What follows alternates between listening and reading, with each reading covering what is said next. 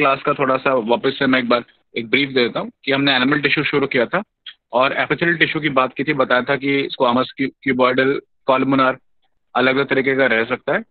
फिर एग्जांपल्स बताए थे, एल्वेलाई, बॉमन्स कैप्सूल और कैपिलरीज कैपिथीलिया यानी ब्लड वेसल्स कैपिथीलिया, एग्जांपल बताया स्क्वामस का। फिर हमने सीरियस एपिथीलिया की बात की थी, बताया था कि रेस्पिरेटरी ट्रैक्ट में रहेगा, फैलोपियन ट्यूब में रहेगा, ठीक है ना, कौन सा कॉलमनर वाला, और क्यूबॉइडल रहेगा आपका नेफ्रॉन्स वगैरह में, लूप ऑफ हेनले में। वही वही वो एग्जांपल दिया था। देन ब्रश बॉर्डर का, कि ब्रश बॉर्डर जो होता है वो इंटेस्टाइन में रहता है, ठीक है, ब्रश बॉर्डर कॉलमनर। जंक्शंस के बारे में थोड़ा आइडिया दिया था कि गैप जंक्शंस और एडहेरिंग जंक्शंस और टाइट जंक्शंस, तीन तरह की जंक्शंस रहती है। एंड कंपाउंड एपिथेलिया भी थोड़ा सा डिस्कस किया था हमने, बताया था कि स्किन के अंदर मल्टीपल लेयर्स है, तो वो स्ट्रैटिफाइड एपिथेलिया, डायग्राम वगैरह से बताया था मैंने आपको। एंड देन ग्लैंड्स के बारे में भी डिस्कशन किया था कि यूनिसेलुलर मल्टीसेलुलर ग्लैंड्स रहते हैं, और मोस्ट ऑफ द ग्लैंड्स जो हमारी बॉडी में है वो मल्टी सेलुलर हैं। एंड ऑफ कोर्स हमने एंडोक्राइन एक्सोक्राइन में भी डिस्कस किया था, ठीक है, कि एंडोक्राइन कौन सा होगा, एक्सोक्राइन कौन सा होगा, और हेट्रोक्राइन या एक कंपाउंड ऑर्गन कौन सा होगा या कंपाउंड ग्लैंड कौन सा होगा, वो भी डिस्कस किया था हमने, ठीक। एंड ये भी एक आइडिया दिया था कि ग्लैंड जो है वो डिफरेंट डिफरेंट शेप के भी हो सकते हैं, जैसे कि ट्यूबुलर, एल्वुलर, एल्वुलर ग्लैंड, मतलब कि शेप में अलग अलग। और आज जो हम बात करने जा रहे हैं वो हम बात करने जा रहे हैं about the another tissue, that is connective tissue. और कनेक्टिव टिश्यू के ना तीन कनेक्टेड। कैटेगरीज में आप उसको बांट सकते हैं, कि connective tissue can be categorise as three types. One is loose connective tissue, another one is dense connective tissue, and the third one is you can say specialised connective tissue, जिसमें आप दो कैटेगरीज बना सकते हैं, fluid connective tissue and skeletal tissue. तो हमें इन in short चार तरीके के एनिमल टिश्यूज के बारे में जो है स्टडी करना है। तो चलिए हम डिस्कस करते हैं। सबसे पहले जिसकी हम बात करते हैं, दी एरियोलर कनेक्टिव टिश्यू। अब एरियोलर कनेक्टिव टिश्यू समझने के लिए मैं आपको थोड़ा सा ना एक आइडिया देना चाहता हूँ कि एरियोलर कनेक्टिव टिश्यू है कहाँ पे और एग्जैक्टली कहाँ लोकेटेड है। देखिए, जब भी आप देखेंगे ना बॉडी के अंदर, तो क्या होगा ना, कि किसी भी ऑर्गन के अंदर अगर आप देखेंगे, एक जनरलाइज्ड ऑब्जर्वेशन करेंगे, तो एपिथीलिया होता है, ठीक है, ऑर्गन के आउटर कवरिंग में। देन एपिथीलिया के बाद एरियोलर कनेक्टिव टिश्यू होता है, और फिर एरियोलर के बाद जनरली क्या रहती है, मसल्स रहती है। मैं अगर आपको थोड़ा सा आइडिया दूं तो कॉन्सेप्ट ये है कि मान लीजिए हमारे पास यहाँ पर, लेट्स से ये जो है हमारे पास एपिथेलियल टिश्यू हो गया, ठीक। और इस एपिथेलियल टिश्यू के बेस में हमारे पास, लेट्स से यहाँ पर बेसमेंट मेम्ब्रेन हो गई, ये मैंने बना दी बेसमेंट मेम्ब्रेन, बेसमेंट मेम्ब्रेन। और बेसमेंट मेम्ब्रेन में कुछ नहीं, वही कुछ कोलेजन फाइबर्स, कुछ म्यूकोपॉलीसैकेराइड्स, ये सब चीजें रहेंगी, कुछ कोलेजन फाइबर्स वगैरह, है ना, और कुछ म्यूकोपॉलीसैकेराइड्स वगैरह, टिश्यू फ्लूइड वगैरह, वो सब रहेगा बेसमेंट मेम्ब्रेन में, ठीक है। एपिथीलिया हो गया, बेसमेंट मेम्ब्रेन हो गई। अब क्या होता है कि लेट्स से नीचे की तरफ हमारे पास एक और टिश्यू है, the muscular tissue. Let's say कि हमारे पास यहाँ पर लेट्स से स्मूथ मसल्स हैं, है ना, स्पिंडल शेप की रहती है, पता ही आपको, स्मूथ मसल्स हैं, ब्लू कलर से जो मैंने बनाई है स्मूथ मसल्स, ठीक है। तो ये मसल्स हो गई, लेट्स से, है ना। अब ये मसल है, ये एपिथीलिया है, बीच में क्या है, बीच में अगर आप ऑब्जर्व करोगे तो ये बात बहुत इंपॉर्टेंट है कि एपिथीलिया जो टिश्यू होता है ना, वो डायरेक्टली वैस्कुलर नहीं होता, मतलब उसमें डायरेक्ट ब्लड सप्लाई नहीं आती, एपिथीलिया के अंदर ब्लड सप्लाई नहीं घुसती। ब्लड सप्लाई जो आती है एपिथीलिया के नीचे आती है, ठीक है ना, कुछ इस तरीके से, लेट्स से कि ये लेट्स से एक ब्लड वेसल आ रही है इस तरीके से, और ये ब्लड लेके आ रही है, इसमें ब्लड वगैरह है। तो ब्लड से जो भी न्यूट्रिएंट्स वगैरह हैं, जो भी चीज़ें हैं, वो यहाँ से निकल निकल के स्लोली ग्रेजुअली आपके एपिथीलिया तक पहुँचती हैं। और एपिथीलिया से भी जैसे कार्बन डाइऑक्साइड बाकी चीज़ें निकल निकल के इस तरीके से पहुँचती है, क्योंकि हमारा क्लोज सर्कुलेटरी सिस्टम है, ठीक है, ओपन होता है कॉकरोच जैसा, तो ब्लड पूरे में घूम रहा होता है और डायरेक्ट एक्सचेंज हो रहा होता है। अच्छा, तो यहाँ नीचे में सिर्फ ब्लड वेसल्स ही नहीं है, ऑफ कोर्स ब्लड वेसल्स के साथ साथ बहुत सारे WBC भी रहेंगे, we have lots of WBCs है, ठीक है ना, WBCs वगैरह रहेंगे, और कुछ एडिपोसाइट्स रहेंगे, एंड ऑफ कोर्स हम भूल नहीं सकते बहुत सारे फाइबर्स भी रहेंगे, ठीक है। और फाइबर बनाने वाले ऑफ कोर्स सेल्स रहेंगे, द फिब्रोब्लास्ट, जो फाइबर्स को क्या करेंगे, बनाएंगे। तो कहने का मतलब ये है कि अगर हम जरा इंटर अगर एक तरीके से ऑब्जर्व करें, तो एक तरफ तो हमारे पास यहाँ पर ये पूरा एपिथीलिया आ गया, ठीक, बैक ब्लैकर से मैंने मार्क कर दिया, नीचे मसल आ गई, ठीक है। बीच में आप देख रहे हैं एक ऐसा टिश्यू है जहां पे सेल्स लूजली पैक्ड है, सेल चिपके नहीं हुए, एडहेरिंग जंक्शन या सेल जंक्शन बिल्कुल ही मिनिमम प्रोबेबिलिटी है होने की। फाइबर्स हैं, म्यूकोपॉलीसैकेराइड्स हैं, ठीक है। म्यूकोपॉलीसैकेराइड चिपचिपे होते हैं, वो अडहेयर कराते हैं, मतलब कि बेस देते हैं, है ना, मैट्रिक्स बोलते हैं, मतलब नीचे जो म्यूकोपॉलीसैकेराइड जो फाइबर्स है उसको हम मैट्रिक्स बोलते हैं। तो मैट्रिक्स है, बहुत सारे सेल्स हैं, लूजली पैक्ड हैं, यही जो टिश्यू है इसी को हम बोलते हैं एरियोलर कनेक्टिव टिश्यू। अब इसका इंपॉर्टेंस बहुत ज्यादा है कि भाई ब्लड सप्लाई आएगी तो एरियोलर में आएगी, वहां से टिश्यू तक एपिथेलियल तक जाएगी, ठीक है ना।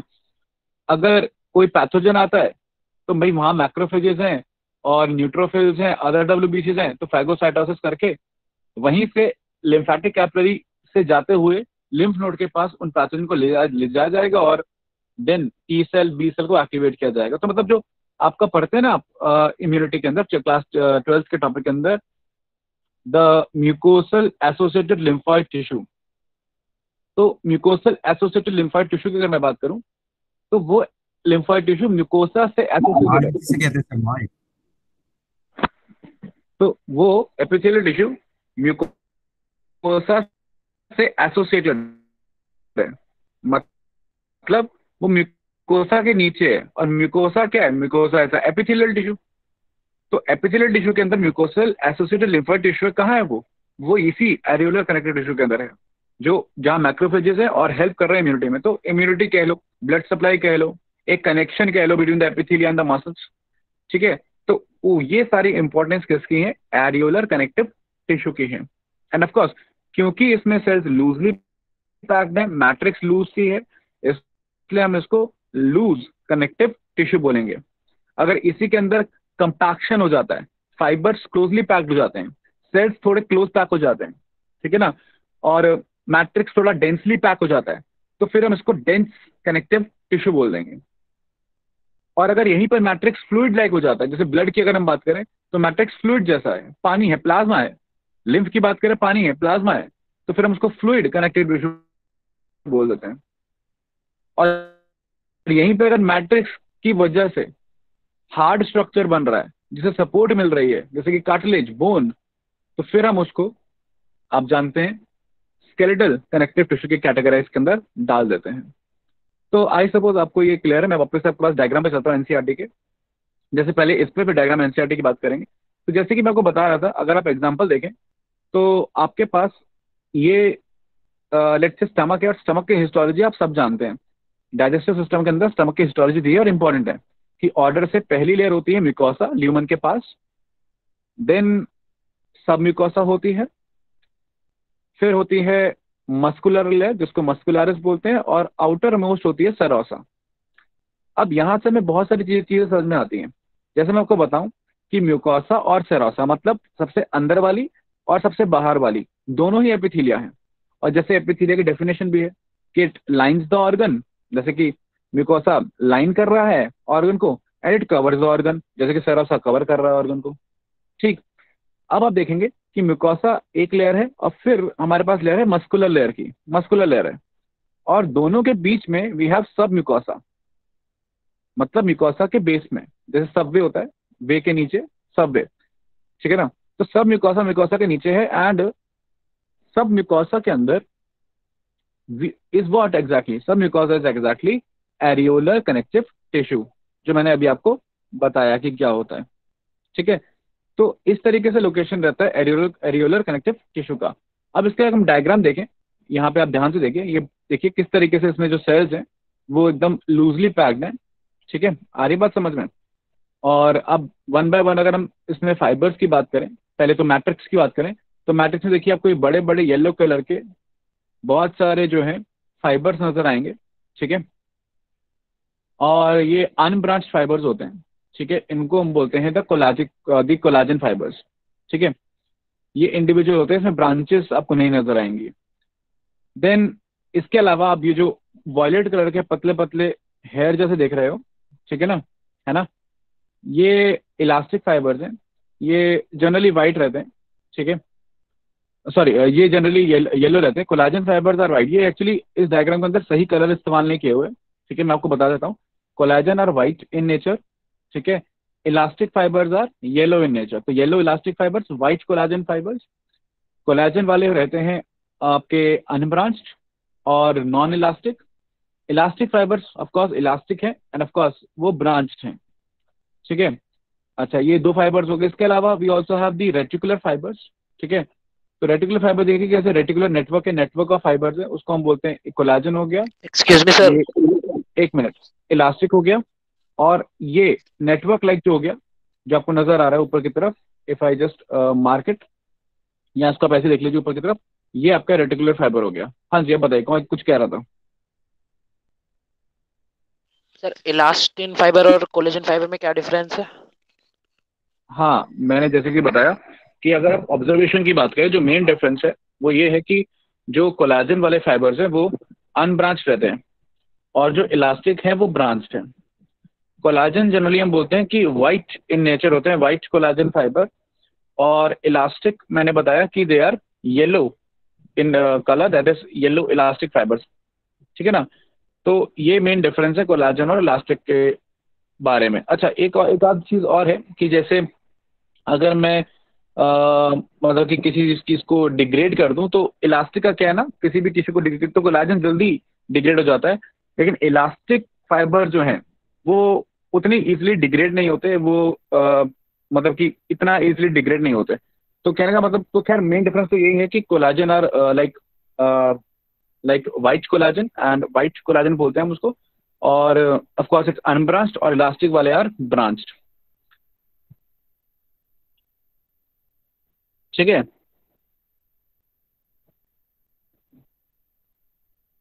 ये क्लियर है, आगे बढ़े। Sir yes I yes okay. हाँ, तो मैं आगे बता रहा था कि जो नेटवर्क वाले फाइबर्स है वो रेटिकुलर है। तो मतलब आपको अलग अलग तरीके के फाइबर्स मिल जाएंगे। अब देखिए, फाइबर अगर यहाँ पर हैं तो भाई फाइबर बनाने वाला सेल कौन है? फाइबर बनाने वाला कोई सेल होता है, उसे हम बोलते हैं फिब्रोब्लास्ट, ठीक है। सिंपल है, फाइबर बनाने वाला फिब्रोब्लास्ट। तो अब कॉन्सेप्ट ये है कि जो फिब्रोब्लास्ट है ना, ये मोस्ट अबंडेंट सेल्स हैं किसी भी एरियोलर कनेक्टिव टिश्यू के। तो कोई भी एरियोलर कनेक्टिव टिश्यू अगर होगा तो उसमें जो मोस्ट अबंडेंट सेल आपको देखेंगे वो कौन से मिलेंगे? फिब्रोब्लास्ट, जो फाइबर्स बनाएंगे। अब ये कौन से फाइबर बनाएंगे? कोई से भी। ये इलास्टिक भी बनाते हैं, कोलाजन भी बनाते हैं, रेटिकुलर रेटिकुलर भी बनाते हैं। कुछ फिब्रोब्लास्ट होंगे जो कोलाजन फाइबर्स बनाएंगे, कुछ फिब्रोब्लास्ट होंगे जो रेटिकुलर फाइबर्स बनाएंगे, कुछ होंगे जो इलास्टिक बनाएंगे। तो fibroblast are the fibre forming cells, वो भी आपको यहाँ देखेंगे। इसके अलावा आपको डब्ल्यूबीसी दिखेंगे बहुत सारे, हर तरीके के अप्रोक्सीमेटली आपको डब्ल्यूबीसी यहाँ दिख जाएंगे। और जो मोस्ट कॉमन डब्ल्यूबीसी आपको यहाँ दिखेंगे वो दिखेंगे मैक्रोफेजेस। मैक्रो मतलब बड़े, फेजेस वर्ड इस्तेमाल हो रहा है for the method of engulfing, जिसको हम फैगोसाइटोसिस बोलते हैं। तो बड़े बड़े सेल्स जो फैगोसाइटोसिस करते हैं उन्हें हम मैक्रोफेजेस बोलते हैं। अगर आपको थोड़ा सा ब्लड सेल्स के बारे में पता हो, तो macrophages are a kind of डब्ल्यूबीसीज which are differentiated from monocytes. तो पहले मोनोसाइट्स बनते हैं, मोनोसाइट्स जब टिश्यू में जाते हैं तब तक डिफरेंशिएट कर चुके होते हैं, उनको हम मैक्रोफेजेस भी बोलते हैं। और ये साइज में बहुत ही बड़े होते हैं। एंड मोनोसाइट्स का एक और डिफरेंशिएटेड सेल है, दैट इज डेंड्रेटिक सेल्स, वो जो यहाँ पर दिखाए नहीं गए हैं, but yes of course present हो सकते हैं और होते भी हैं, ठीक है। तो मैक्रोफेजेस होंगे, ठीक है, और डेंड्रेटिक सेल्स भी होंगे, ठीक। आपको न्यूट्रोफिल्स भी मिल जाएंगे यहाँ पे, ठीक है। इस मतलब डब्ल्यूबीसी होंगे इन शॉर्ट। अच्छा, डब्ल्यूबीसी में एक बहुत ही कमाल के सेल्स और होंगे, that is the mast cell. आप देख रहे हैं यहाँ पे जो टॉप मोस्ट लेबलिंग की अगर मैं बात करूँ, तो we also have the mast cell. तो ये आप यहाँ देखेंगे, ये मास्ट सेल भी होगा, this one is the mast cell, ठीक है। अब मास्ट सेल में आप क्या देख रहे हैं कि आपको बहुत छोटे छोटे छोटे छोटे ग्रैन्यूल्स नजर आ रहे हैं, देख रहे हैं अंदर बहुत छोटे छोटे ग्रैन्यूल्स हैं। अब ये जो ग्रान्यूल्स हैं दे आर वेरी इंपॉर्टेंट, ये सिक्रेट करते हैं बहुत ही इंपॉर्टेंट केमिकल्स। जैसे कि अगर मैं कुछ केमिकल्स की बात करूं तो मास्ट सेल्स रिलीज करते हैं हिस्टामीन्स। अब अगर आपको हिस्टामीन्स के बारे में पता हो तो हिस्टामीन्स आर एक्चुअली वैसोडायलेटर्स। ये ब्लड वेसल को डायलेट कर देते हैं, ब्लड फ्लो को बढ़ा देते हैं, ठीक है। तो कॉन्सेप्ट ये है ओवरऑल अगर हम बात करें तो हिस्टामीन्स एलर्जी के लिए रिस्पॉन्सिबल होती हैं। इसलिए आपने सुना भी होगा कि किसी को एलर्जी हो जाती है तो हम उसको एंटी हिस्टामीन्स देते हैं। तो जो हिस्टामीन है, ठीक है, अच्छा, हिस्टामीन इज एक्चुअली हार्मोन जिसके अलग अलग जगह पर अलग अलग तरीके के फंक्शंस भी हो सकते हैं। फॉर एग्जाम्पल अगर हम स्टमक की बात करें तो वहां पे जो हिस्टामीन रिलीज हो रहा है वो जैसे कि गैस्ट्रिन के जैसा उसका काम होता है, एचसीएल रिलीज करवाना और पेप्सिनोजन वगैरह रिलीज करवाना। तो डिफरेंट रिसेप्टर्स के साथ वो डिफरेंट तरीके से काम करता है। और अगर ब्लड में जब हिस्टामिन रिलीज रहते हैं तो ब्लड वेसल्स को डायलेट करते हैं और एलर्जीज के लिए रिस्पॉन्सिबल होते हैं। तो आप कह सकते हैं कि जो मास्ट सेल है वो एलर्जीज से क्या है, रिलेटेड है, ठीक है। सिर्फ मास्ट सेल ही नहीं, अगर आप और किसी डब्ल्यूबीसी की बात करें तो बेसोफिल्स जो होते हैं वो रिलेटेड होते हैं एलर्जीज के साथ। अच्छा, तो ये कौन रिलीज कर रहा है, मास्ट सेल्स या बेसोफिल्स रिलीज कर रहे हैं, कौन, हिस्टामिन। और मास्ट सेल्स का क्या इंपॉर्टेंस है, बहुत सारे हार्मोन्स और केमिकल्स रिलीज करते हैं। मैं चीफ हार्मोन्स की बात बताता हूँ। मास्ट सेल्स एक और इंटरेस्टिंग सी चीज रिलीज करते हैं, दैट इज आपने सुना होगा हिपैरिन। अब ये heparin is an anti coagulant. अगर आप हिपैरिन की बात करो तो हिपैरिन का एनसीईआरटी में दिया है, यस दिया है, बहुत क्लियरली मेंशन है किडनी वाले चैप्टर में जहाँ पे डायलिसिस पढ़ा जाता है। तो यहाँ डायलिसिस पढ़ते हैं वहां हमें पता है कि हम ब्लड को कोआगुलेट करने से बचाने के लिए, ठीक है, हम हिपैरिन, आर्टिफिशियल हिपैरिन भी देते हैं जब ब्लड को डायलिसिस के लिए कराया जाता है या डायलिसिस के लिए लिया जाता है। तो हिपैरिन एक्चुअली क्या है, heparin is a kind of natural coagulant जो ब्लड कोआगुलेशन को क्या करता है, sorry, it's a kind of natural anti coagulant जो ब्लड कोआगुलेशन को क्या करता है, प्रिवेंट करता है। पता है ना आपको, ब्लड जो है फ्लूइड फॉर्म में ब्लड वेसल में घूमता रहता है, ठीक है ना। वो फ्लूइड फॉर्म में ब्लड में घूम रहा है, इजिली घूम रहा है, आपस में कोआगुलेट नहीं कर रहा, ठीक है ना, एंगल्फ नहीं हो रहा, ठीक है ना। क्यों नहीं हो रहा, ग्रुप नहीं बना रहा या कोआगुलेट क्यों नहीं हो रहा, क्योंकि आपकी बॉडी में नेचुरल एंटी कोआगुलेंट है, that is heparin produced by the mast cells, ठीक है। तो ये इंपॉर्टेंस हो जाती है जिसकी, मास्ट सेल्स की और अदर डब्ल्यूबीसी की। और आपको यहाँ पे अगर मैं ऑब्जर्व कर रहा हूँ तो यहाँ पे आपको क्या नजर आ रहा है, ब्लड वेसल है, ठीक है ना, जो आरबीसी वगैरह यहाँ पे ट्रांसपोर्ट हो रहे होंगे। आपको ध्यान रखिएगा कि ये जो ब्लड वेसल का टीएस बनाया हुआ है, आरबीसी कभी भी बाहर निकल के आएंगे नहीं। तो एल्यूलर कनेक्टिव टिश्यू में आपको आरबीसी और प्लेटलेट्स नहीं मिलेंगे क्योंकि वो ब्लड कैपिलरी से बाहर नहीं आ सकते, ठीक है। हाँ, प्लाज्मा के सारे कंपोनेंट्स अप्रोक्सीमेटली मिल जाएंगे आपको क्योंकि प्लाज्मा जो है वो निकल के बाहर आ सकता है, ठीक। अच्छा, इसके अलावा आपको यहाँ पे फैट सेल्स, मतलब कि कुछ फैट स्टोरिंग सेल्स भी मिल जाएंगे, ठीक है। तो है ना, और यस ऑफ कोर्स कुछ मेलानोसाइट्स भी मिल जाएंगे पिगमेंटेशन के लिए जो यहाँ पे लेबल्ड है। तो ये आपका डायग्राम ओवरऑल हो गया किसका, एरियोलर कनेक्टिव टिश्यू का। अब यही डायग्राम जो है, ये सेम डायग्राम एक सिंप्लीफाइड तरीके से आपके एनसीईआरटी में भी दिया हुआ है और इम्पोर्टेंट भी है, पूछा भी जा सकता है। उसको हम जरा एक बार देख लेते हैं क्योंकि हमें एनसीईआरटी से चीजें एकदम क्लियर होनी चाहिए। ये वाला डायग्राम, तो ये डायग्राम आपके एनसीईआरटी का है, इसमें सिर्फ 4 ही लेबलिंग्स है। हालांकि इसमें डायग्राम में अप्रोक्सीमेटली सब दिखाया हुआ है, ठीक है ना। इसमें आपको आपके ये बेसोफिल्स भी दिखा रखे हैं, एसिनोफिल्स भी दिखा रखे हैं, एडिपोसाइट्स भी दिखा रखे हैं, है ना, कोलेजन फाइबर्स भी दिखा रखे हैं, इलास्टिक फाइबर्स भी दिखा रखे हैं। लेकिन इन्होंने लेबल्ड यहाँ पर सिर्फ कुछ ही चीजें की हैं, जैसे कि इन्होंने लेबल किया है मैक्रोफेज। तो आपको पता होना चाहिए बड़ा सा सेल वो मैक्रोफेज है, नीचे कोने में छोटा सा सेल जिसमें ग्रैन्यूल्स है वो मास्ट सेल है। इन्होंने लेबल किया है फिब्रोब्लास्ट और लेबल किया है कोलाजन फाइबर्स। तो एनसीईआरटी की लेबलिंग्स आपको क्लियर होनी चाहिए अच्छे से। कभी सेम डायग्राम अगर आ जाता है नीट में तो यू शुड बी क्लियर कि ये 4 लेबलिंग्स है और ये यही वाला डायग्राम है जो अभी मैंने आपको पढ़ाया, बस उसका क्या है, सिंप्लीफाइड वर्जन है। तो आई सपोज आपको एरियोलर कनेक्टिव टिश्यू जो है वो क्लियर है और हम आगे बढ़ सकते हैं। अब बढ़े आगे।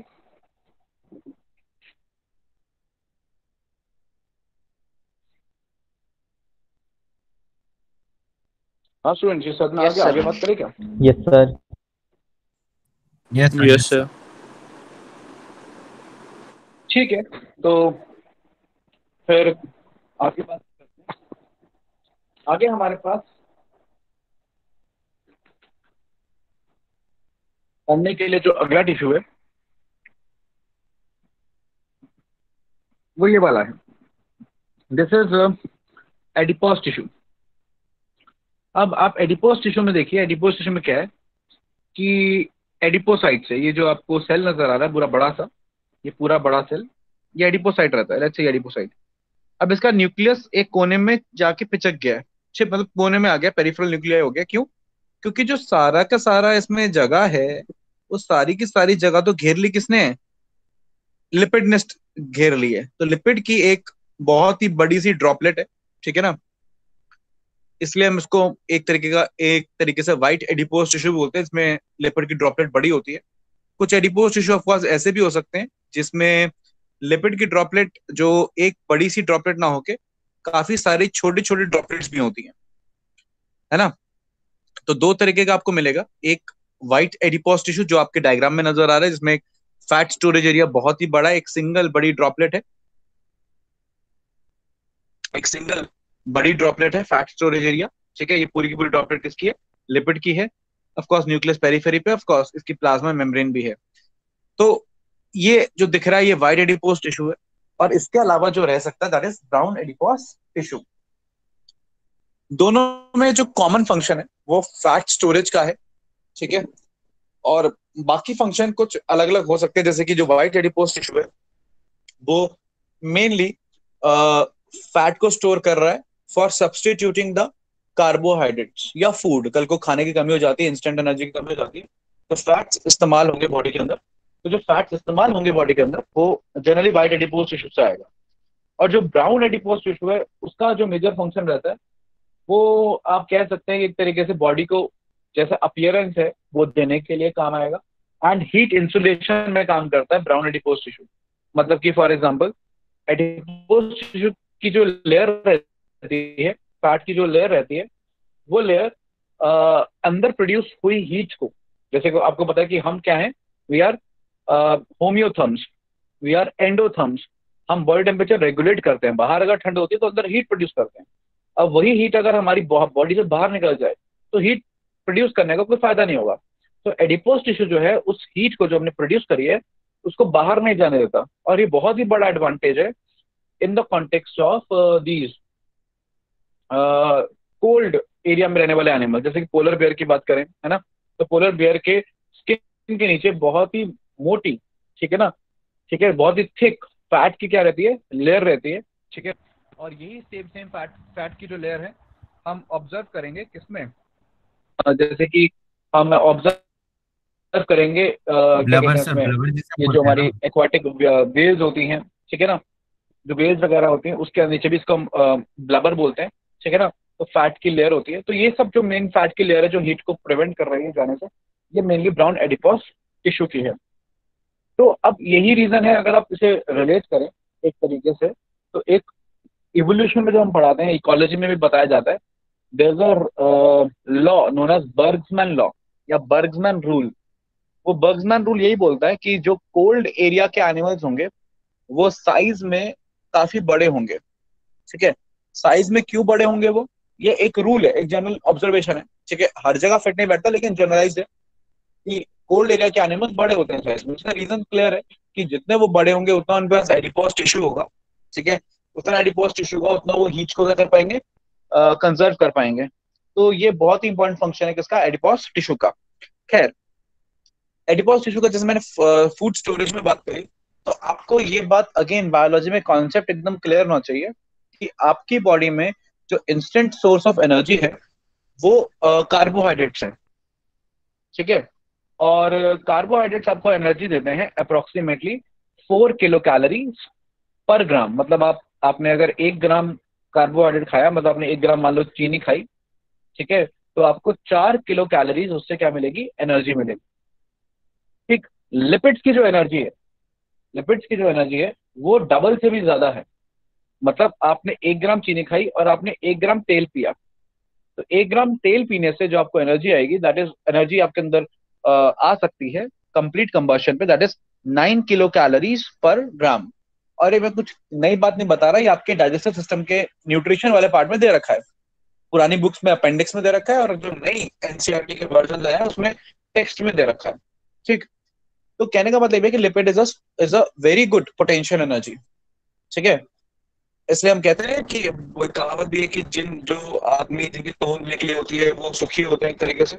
वो एक मजाक की बात है, बट हाँ हम कह सकते हैं कि जो लोग मोटे हैं एक तरीके से इनके पास फैट की लेयर्स हैं, कल को अगर खाने का अकाल पड़ता है तो यस, भूख से मरने में उनका नंबर बाद में आएगा।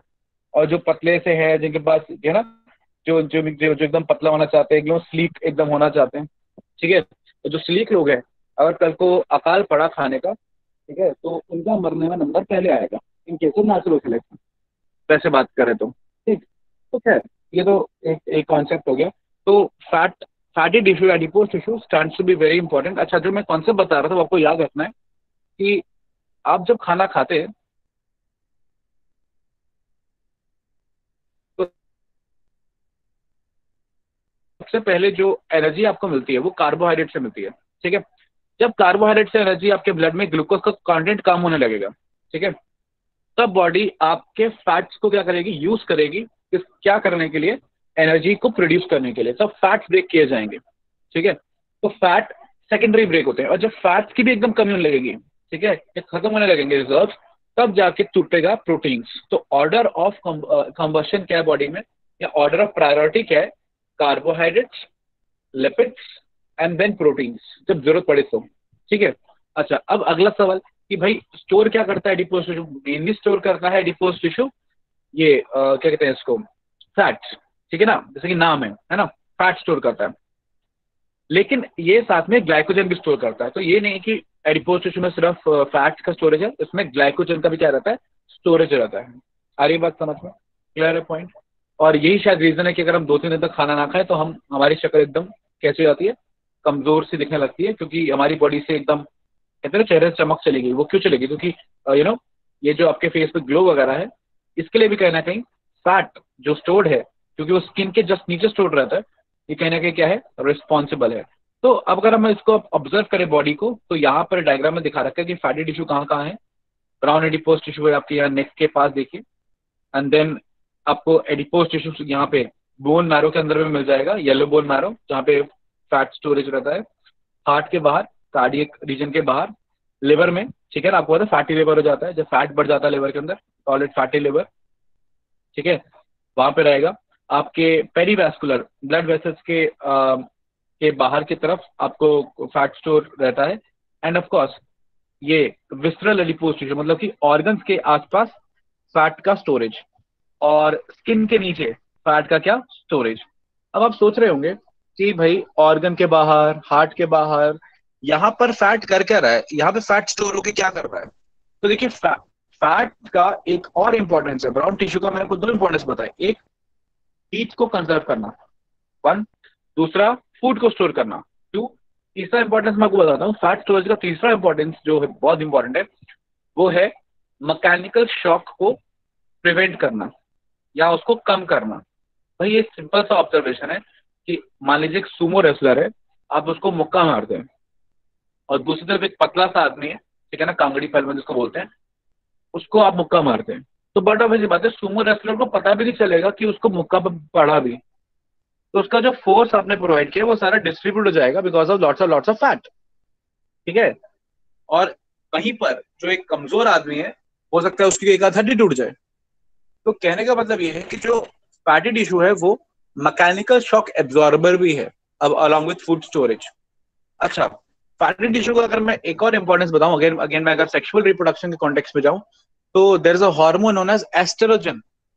और जो एस्ट्रोजन हार्मोन है, ये वही हार्मोन है जो डिपोजिशन ऑफ फैट के लिए रिस्पॉन्सिबल है।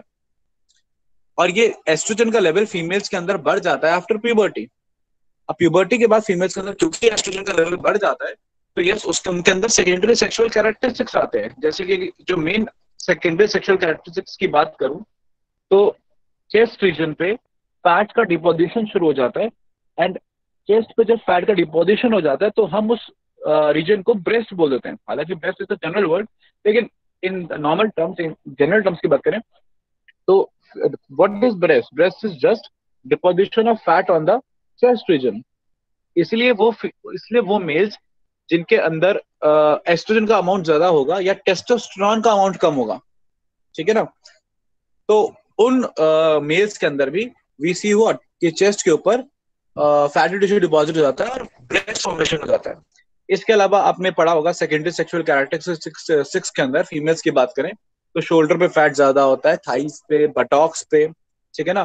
तो फीमेल्स को फीमेल लाइक मॉर्फोलॉजिकल अपीयरेंस कहीं ना कहीं फैट डिपोजिशन की वजह से ही है, ठीक है। तो oestrogen plays a very important role in deposition of fat, ये आप याद रखेंगे, ठीक है।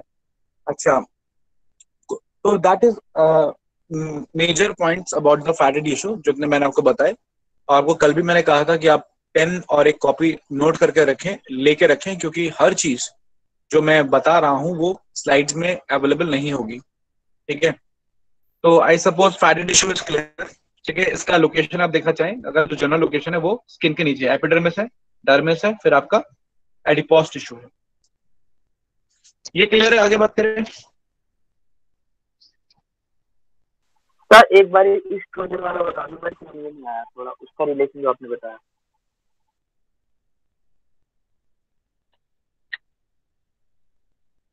फैट से रिलेशन।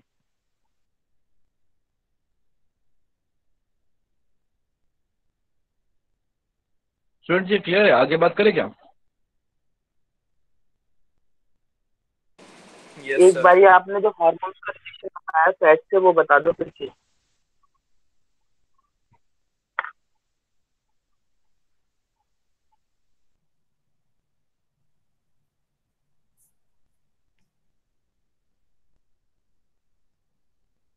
सर कोई कुछ बोल रहा है।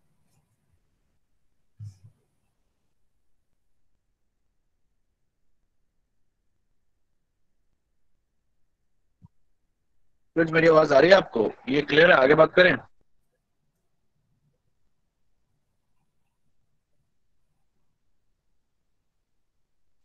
हेलो, आपको मेरी आवाज आ रही है?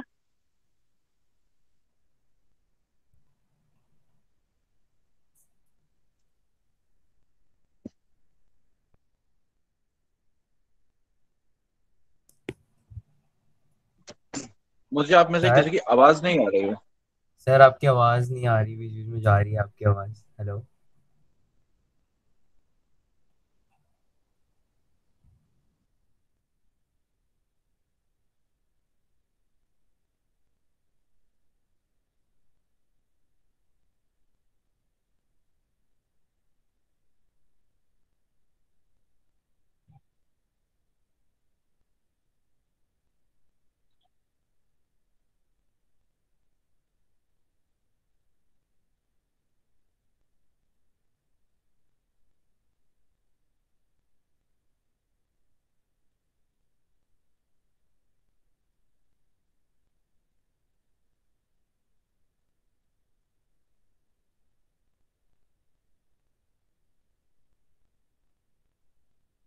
हाँ, आपको आ रही है? मेरी आवाज आ रही है? यस सर, आ रही है। सर आ रही है। सर आपको आ रही है? सर आपको हमारी आवाज नहीं आ रही क्या?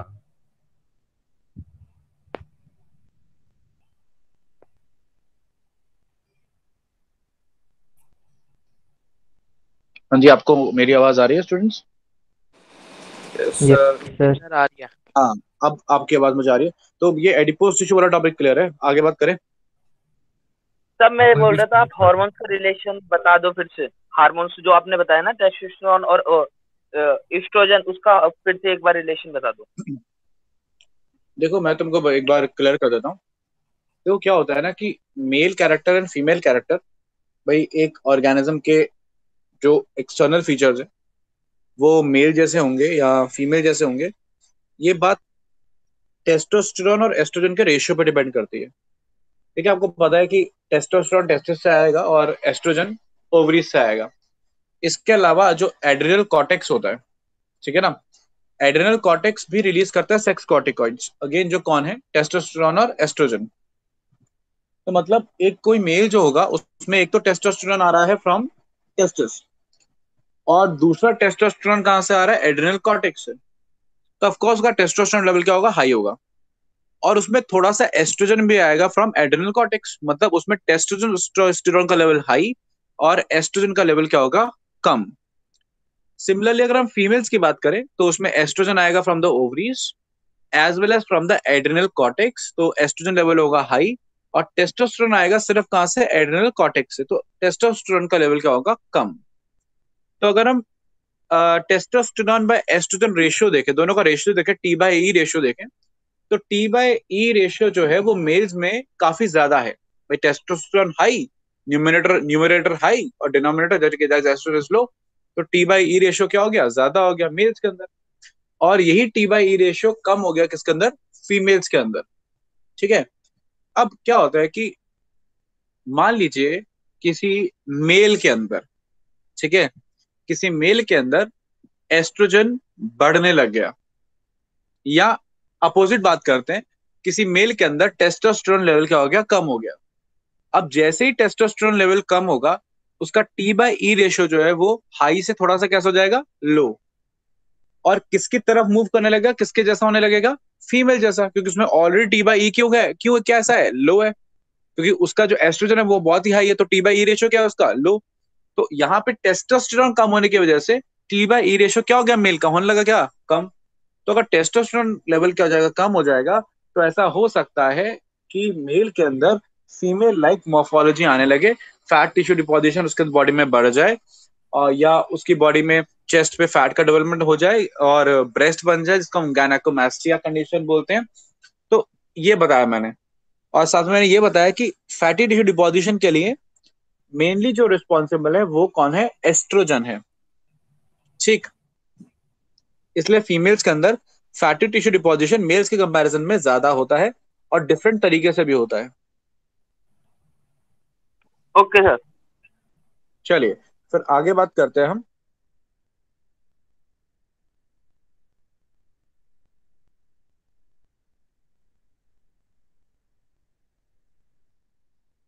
आई सपोज सबको ये स्क्रीन विजिबल है? Yes sir. Yes sir. अच्छा, अब यहाँ पे दो डायग्राम्स और देखिए आप। दो डायग्राम्स कौन से? ये जो मेरे लेफ्ट में है, एक ऊपर वाला और एक नीचे वाला। अब हम लूज कनेक्टिव टिश्यू से बाहर आ गए, हमने एडिपोस पढ़ लिया, हमने एरियोलर पढ़ लिया। अब आ रहे हैं हम डेंस कनेक्टिव टिश्यू में, जहां ऊपर जो डायग्राम है।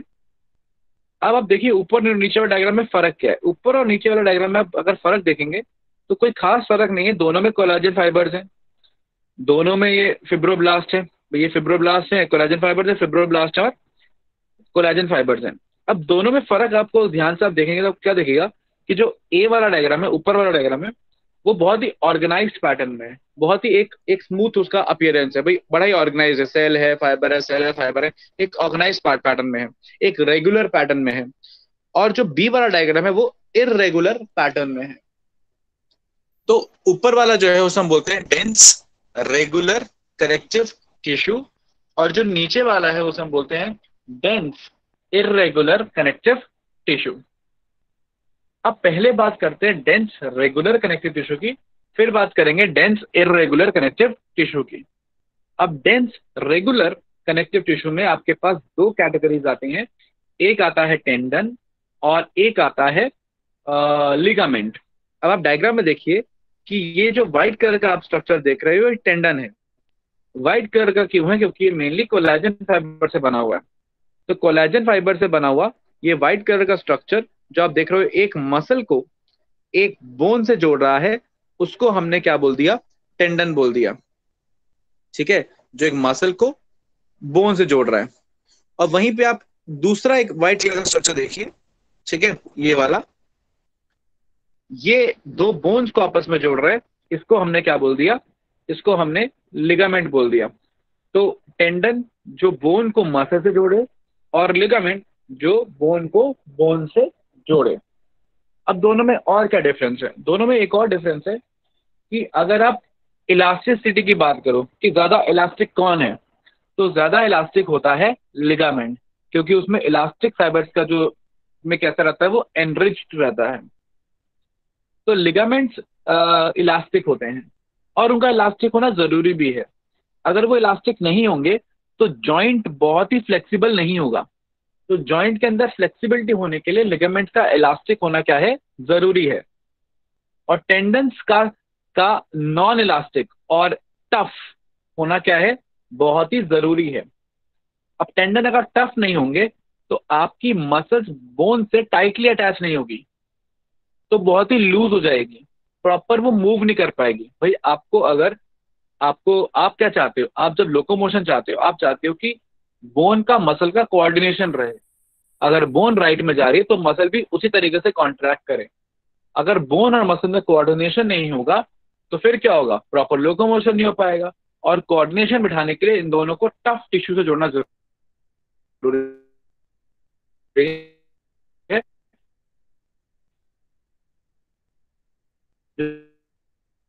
जिसको हम टेंडन बोलते हैं। तो tendon are tough and sir non elastic and sir ligaments call are कर रहे हैं। इलास्टिक, सर आपकी आवाज बोन कट से रही है। जोड़ते हैं।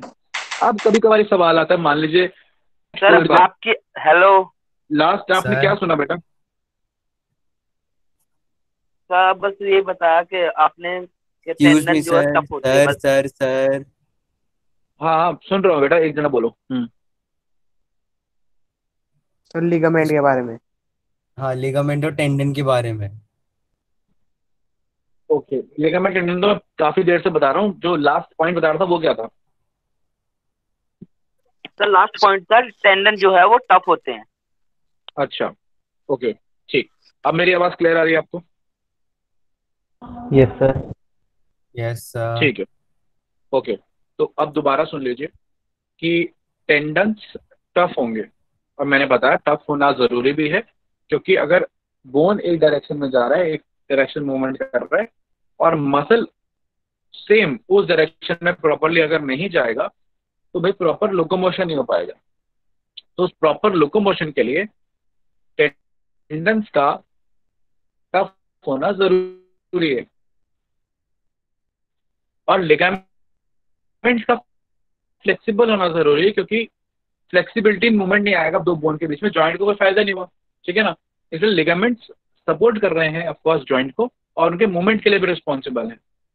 इसीलिए अगर लिगामेंट टूट गया तो हम बोलते हैं कि जॉइंट कैसा हो जाता है, इमूवेबल हो जाता है। तो that is about the tendons and ligaments. और अब दूसरा इंटरेस्टिंग पहलू सुनिए। दूसरा कॉन्सेप्ट यह है कि अगर कोई पूछे कि डेंस रेगुलर ज्यादा है या डेंस इरेगुलर ज्यादा है, तो आप बोलेंगे डेंस इरेगुलर ज्यादा है। मैं वजह बताता हूँ। डेंस रेगुलर के नाम पे हमारे पास सिर्फ टेंडन्स एंड लिगामेंट्स ही हैं। टेंडन्स और लिगामेंट्स के अलावा जितना डेंस कनेक्टिव टिश्यू है, ठीक है, चाहे वो कहीं पे भी मिले, जैसे कि चाहे वो बोन के बाहर कवरिंग नोन एज पेरिऑस्टियम में हो, चाहे वो कार्टिलेज के बाहर कवरिंग पेरिकॉन्ड्रिन में हो, चाहे वो हार्ट के बाहर पेरिकार्डियम में हो, या प्लूरल मेम्ब्रेन्स हो, ठीक है ना, कहीं पे भी डेंस कनेक्टिव टिश्यू मिले, चाहे कॉर्निया में हो, ठीक है ना, ठीक है, या स्क्लेरा में हो, तो जितने भी आपके जितने ये जितने डेंस कनेक्टिव टिश्यू हैं, टेंडन्स और लिगामेंट्स को छोड़ के, वो सारे कौन से रहेंगे? Dense irregular connective tissue. ठीक है। अच्छा, इसका एक डेंस इरेगुलर टिश्यू का एक बहुत ही बड़ा एग्जांपल एनसीईआरटी में भी लिखा है, that is the skin. Skin के डर्मिस में बहुत ही रिच रहता है कौन? Dense irregular connective tissue. तो ये क्लियर है आपको, डेंस रेगुलर और irregular tendons and ligaments? Yes sir. Yes sir. चलिए फिर आगे बात करते हैं। आगे हमारे पास सर एक चीज स्पेशलाइज्ड बताना कनेक्टिव सर, जो टिश्यू है। मसल पूल होता है वो अब कहाँ पे स्पेशलाइज्ड डिफेक्ट में होता जो है उसका? कौन सा पुल? मसल पुल जिसे कहते हैं। दोबारा दूसरा, मसल पुल यस जिसको सर। बोलते हैं। देखो देखो मसल पुल एक तरीके का क्या है ना, आप जिसको आप क्या कहते हैं, जिसको आप एक तरीके का स्प्रेन बोलते हैं, ठीक है ना, वो वही एक तरीके का मसल पुल है, एक तरीके का स्प्रेन है। उसमें जो आपका टेंडन है ना, टेंडन्स, वो टेंडन्स जरूरत से ज्यादा थोड़े से खिंच जाते हैं, स्ट्रेच कर जाते हैं। ठीक है, तो अगर आपने इसको बहुत ही ज्यादा हैवी वेट उठा लिया या सही तरीके से नहीं उठाया, ठीक है ना, कि बोन एक डायरेक्शन में थी, मसल एक डायरेक्शन में थी, प्रॉपर वो मूवमेंट नहीं हो पाया, तो उस कॉन्टेक्स्ट में आपका मसल पुल हो सकता है, उसमें आपके टेंडेंस का ओवर स्ट्रेचिंग हो जाता है। ठीक, ठीक है सर। ओके। तो अगली चीज जो हम पढ़ने जा रहे हैं, अगली कैटेगरी में आ गए, लूज पढ़ लिया हमने, डेंस पढ़ लिया हमने। अगली कैटेगरी हमारे पास क्या है कनेक्टिव टिश्यू में, कि स्पेशलाइज्ड कनेक्टिव टिश्यू। अब स्पेशलाइज्ड में आपके पास दो तरीके का स्पेशलाइज्ड है, एक जैसे कि मैंने बताया कि स्केलेटल, और एक बताया फ्लूइड। जो फ्लूइड है जिसमें ब्लड और लिम्फ आता है, उसकी डिटेल में बात हम सर्कुलेटरी में करेंगे, क्योंकि हमें फिर आरबीसी, डब्ल्यूबीसी, प्लेटलेट्स की बात करनी होती है, और लिम्फेटिक सिस्टम की बात करनी होती है, ब्लड ग्रुप्स की बात करनी होती है, तो हम सारी एक साथ ही करते हैं। सर्कुलेटरी जब डिस्कस करेंगे तब करेंगे। तो अभी इस चैप्टर के अंदर हम मेनली किसको पिक कर रहे हैं, हम कार्टिलेज की बात करेंगे और बोन की बात करेंगे। तो अभी हम स्टार्ट कर रहे हैं कार्टिलेज से। अच्छा, कार्टिलेज की अगर बात करें तो ये जो डायग्राम में एनसीईआरटी का डायग्राम है, इसमें आपको कार्टिलेज अगर ये दिखा रखा है, इसमें इसमें ज्यादा कुछ नहीं दिखाया, कोई बस कोलेजन फाइबर्स दिखाए हैं और कॉन्ड्रोसाइट दिखाए हैं। कॉन्ड्रो का मतलब कार्टिलेज होता है, और ये आप जानते हैं कि कॉन्ड्रोसाइट क्या हो जाएगा, साइट मतलब सेल, तो कॉन्ड्रोसाइट क्या हो गया, कार्टिलेजनस सेल, मतलब कार्टिलेज का सेल। और यहीं से आपको पता है कि टर्म डिराइव हो रही है कॉन्ड्रेक्थीज, जो कौन सी फिशेज हैं, कार्टिलेजनस फिशेज हैं। ठीक है, क्योंकि कॉन्ड्रा का मतलब कार्टिलेज होता है। खैर, तो अब कार्टिलेज एक हो गया, कार्टिलेज, ये तो आप कार्टिलेज देखिए। और एक जो चीज है स्केलेटल में, वो है बोन, और ये बोन का स्ट्रक्चर देखिए। अब बोन में क्या है कि ऑस्टियोसाइट है, ऑस्टियो मतलब बोन होता है, तभी आपको पता है कि ऑस्टिकथीज बोनी फिशेस हो जाती हैं, जिनका एंडोस्केलेटन क्या हो, बोनी हो। अच्छा, अब इसमें आप देखते हैं कि इसमें ऑर्गेनाइज्ड हैं बोनी सेल्स एक स्पेशल पैटर्न में, इसको हम हाइवर्शन सिस्टम बोलते हैं। ये मैं आपको आगे बताऊंगा डायग्राम में, हमारे पास हम थोड़ा सा डिस्कस करेंगे, इसको हाइवर्शन सिस्टम बोलते हैं। ठीक है, तो हाइवर्शन सिस्टम है इन कॉन्सेंट्रिक रिंग्स में, रिंग की फॉर्म में, एक रिंग के बाद दूसरे रिंग, मतलब कि एक रिंग, दो रिंग, तीन रिंग, ठीक है ना, इस रिंग की फॉर्म में अरेंज होते हैं कौन, ऑस्टियोसाइट्स। ऑस्टियोसाइट्स ही हैं जिनकी क्या बन गई है, रिंग्स बनी हुई हैं। खैर, तो अब और थोड़ा डिस्कशन करते हैं, जरा वन बाय वन कार्टिलेज पे वापस चलते हैं और बात करते हैं कि कार्टिलेज है क्या। देखिए, कार्टिलेज और बोन दोनों ही स्केलेटल टिश्यू का पार्ट है, और हमारी बॉडी में दोनों ही है। कार्टिलेज थोड़ा कम है, बोन थोड़ा ज्यादा है ऑफकोर्स। तो हम बोल देते हैं कि हमारा जो स्केलेटन है वो ऑसिफाइड है, हमारा स्केलेटन ऑसिफाइड है। लेकिन इसका मतलब ये नहीं कि सारा ही बोनी है, कुछ कुछ जगह पे कार्टिलेज है। अच्छा, कार्टिलेज है क्यों, अब ये बड़ा इंटरेस्टिंग है। देखिए, आप जब पैदा होने वाले होते हैं, जब आप फीटस होते हैं या आप एम्ब्रियो होते हैं या डेवलपिंग फीटस होते हैं, उस टाइम पे जो हमारा स्केलेटल टिश्यू बनता है वो कार्टिलेज ही बनता है, वो कार्टिलेजनस ही होता है। फिर पहले तो बहुत ही लूज होता है, फिर वो कार्टिलेजनस हो जाता है। तो एक एम्ब्रियो का या फीचर्स का जो एंडोस्केलेटन है, सारा का सारा कैसा है, कार्टिलेजनस। उसके बाद उस कार्टिलेज के ऊपर बोनी टिश्यू डिपोजिशन होता है, मतलब कार्टिलेज रिप्लेस हो जाता है और उसकी जगह कौन आ जाती है, बोन आ जाती है, जिसको हम बोलते हैं ऑसिफिकेशन। ठीक है, तो ऑसिफिकेशन होता है कार्टिलेज का और बोन डिपोजिशन हो जाता है। ठीक है, तो इसलिए हमारा एंडोस्केलेटन कहता है ऑसिफाइड। अब हर जगह नहीं होता, कुछ कुछ जगह पे कार्टिलेज रह जाता है। ठीक है, तो हमारा बोन भी है और कार्टिलेज भी है। अब कार्टिलेज आपको नजर कहाँ कहाँ आएगा, भाई आपके ईयर में नजर आएगा, नेजल सेप्टा में नजर आएगा। तो डायग्राम देखिए आप, कहाँ कहाँ आपको ईयर में कार्टिलेज है, नेजल सेप्टा में कार्टिलेज है, लैरिंग्स में कार्टिलेज है, इवन वर्टिब्रा के बीच जो इंटरवर्टिब्रल डिस्क है, जिसकी वजह से आप साइडवेज मूवमेंट कर पाते हो, मैंने बेंडिंग नहीं बोला, मैंने साइडवेज बोला, जिसकी वजह से आप थोड़ी बहुत साइडवेज हल्की हल्की मूवमेंट कर पाते हो। ठीक है, वो आपका कार्टिलेज है, इंटरवर्टिब्रल डिस्क का। कई जॉइंट्स के बीच में, दो जॉइंट्स के बीच में एक बोन के ऊपर टिप पे क्या रह सकता है, कार्टिलेज रह सकता है, जिसको हम आर्टिकुलर कार्टिलेज बोलते हैं। इवन रिब्स का वो पार्ट जो स्टर्नम से अटैच्ड है, रिब्स का वो पार्ट जो स्टर्नम से अटैच्ड है, वो भी क्या है, कार्टिलेज है, जिसका नाम क्या है, कॉस्टल कार्टिलेज। जिसके नाम पे कौन सी मसल्स है, इंटरकॉस्टल मसल्स। तो रिब्स की मसल्स इंटरकॉस्टल मसल्स हैं, क्योंकि वो मसल्स कॉस्टल कार्टिलेज के बीच में है। और कॉस्टल कार्टिलेज कौन सा है? रिब्स का वो कार्टिलेज जो स्टर्नम से, यानी आपकी ये जो डैगर बोन है, जो आपकी चेस्ट बोन है, या उससे क्या रहता है, अटैच रहते हैं रिब्स जहाँ पे। तो कार्टिलेज हमारी बॉडी में कई जगह पर है, ठीक है। तो अच्छा, कार्टिलेज की एक खास बात होती है, कार्टिलेज सॉफ्टर होता है इन कंपैरिजन टू बोन। देखिए, हैं तो दोनों ही हार्ड, तो मुझे हार्ड क्या कार्टिलेज हार्ड है या सॉफ्ट है, तो आप बोलेंगे हार्ड है, लेकिन बोन के कंपैरिजन में सॉफ्ट है, जैसे बोलते हैं सॉफ्टर देन बोन। तो आपका कोई भी स्केलेटल कनेक्टिव टिश्यू होगा वो हार्ड ही होगा। कार्टिलेज बोन दोनों ही हार्ड है, बस cartilage is softer then the bone. दूसरा कॉन्सेप्ट समझिए, आपका कार्टिलेज प्लाइएबल है। प्लाइएबल का मतलब, आपने देखा है कि कई पेन आते हैं, 2 रुपए वाले पेन आते हैं जिससे जो यूज एंड थ्रो होते हैं। अब आप उस पेन को थोड़ा सा मोड़ेंगे, फ्लेक्सिबल होते हैं, आप मोड़िए स्ट्रेट कर दीजिए, मोड़िए फिर स्ट्रेट कर दीजिए, तो कार्टिलेज पेन इजीली मोड़ टूट जाता है, ठीक है ना। आप अपने कान का भी कार्टिलेज को इजीली मोड़ सकते हो, कान को भी फोल्ड कर सकते हो। अब यही चीज अगर आप अपने फोरआर्म के साथ ट्राई करो उसको मोड़ने का, तो आपका फोरआर्म टूट जाएगा, क्योंकि बोन नॉन प्लाइएबल है, उसको आप मोड़ेंगे तो वो टूट जाएगी। Clear point. और डिफरेंसेस की बात करूं तो कार्टिलेज के अंदर ऑर्गेनिक मैटर ज्यादा होता है, इनऑर्गेनिक मैटर कम होता है। वहीं बोन के अंदर ऑर्गेनिक मैटर कम होता है और इनऑर्गेनिक मैटर ज्यादा होता है। करीब 3:7 है, मतलब कि 3 उसमें ऑर्गेनिक मैटर है, 7 उसमें इनऑर्गेनिक मैटर है बोन में, लेकिन कार्टिलेज में ज्यादा क्या है, ऑर्गेनिक मैटर, ठीक है। तो ये आपके कार्टिलेज के बारे में इंफॉर्मेशन है, ठीक है। अच्छा, बाकी डिटेल्स में अगर हम जाएं तो कार्टिलेज अलग अलग तरीके का रहता है। There is elastic cartilage, there is hyaline cartilage, ठीक है, कैल्सिफाइड कार्टिलेज। लेकिन उतनी डिटेल्स हमारे लिए जरूरी नहीं है, कोई पूछेगा नहीं। बस एक आध की चीजें इंपॉर्टेंट है, क्योंकि वो आपके